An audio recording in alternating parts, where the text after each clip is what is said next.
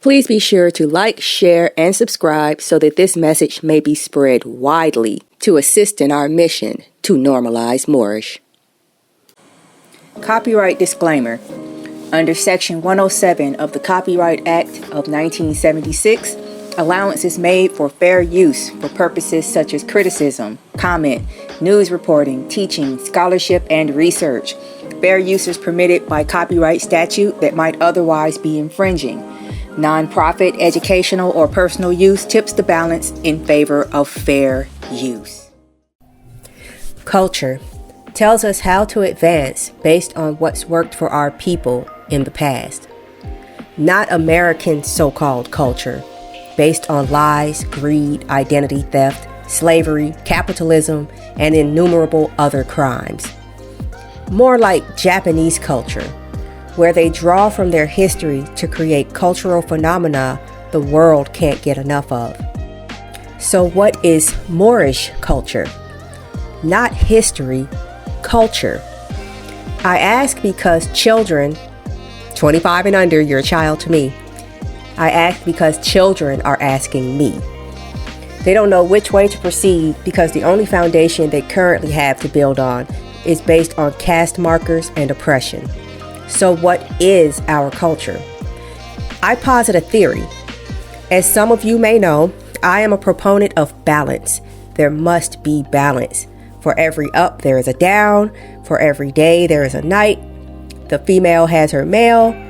For every God-fearing, good, loving, kind person, there must be a satanic, bad, hate-filled, evil person.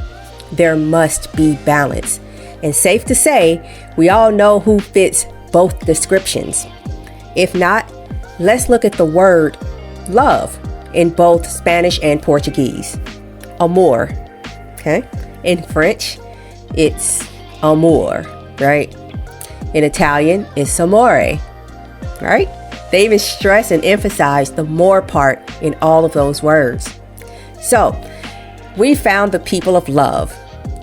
Perhaps if we can find the antithesis of amor, the balance, we can at least find what not to do. Let's examine this.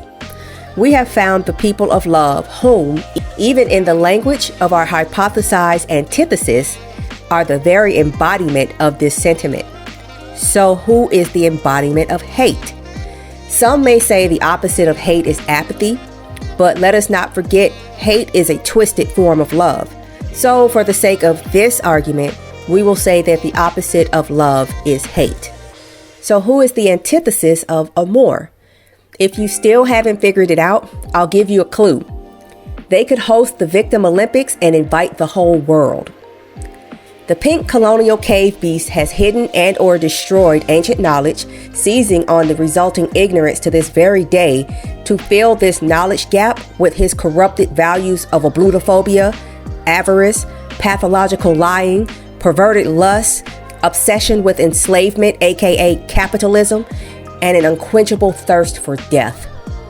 Let's reverse these traits to see if they offer any clues as to the lost culture of the procreators of civilization, using their time in Spain as the standard, as that's the clearest account of Moorish history we currently have.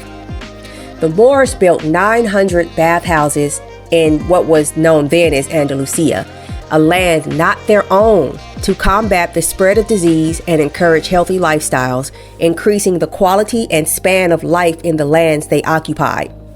FYI, these bathhouses were the first structures destroyed by the Inquisitionists, as they were so inextricably linked to the Moors, i.e., cleanliness was so inextricably linked to the Moors.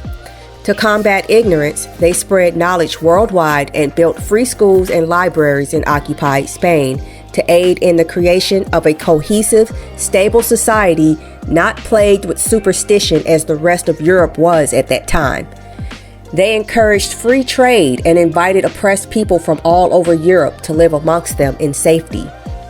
They encouraged celibacy as a form of spiritual empowerment, reserving intercourse, seen as a spiritual act in physical form, for guiding divine beings into physical manifestation and incarnation. Comparing the differences between colonizing pale-skinned Europeans and colonizing Moors, it may reasonably be inferred that whatever Moors celebrated, pale Europeans avoided, and whatever we avoided, they embraced. Modern Moors would do well to adopt this attitude towards our colonizers. There must be balance.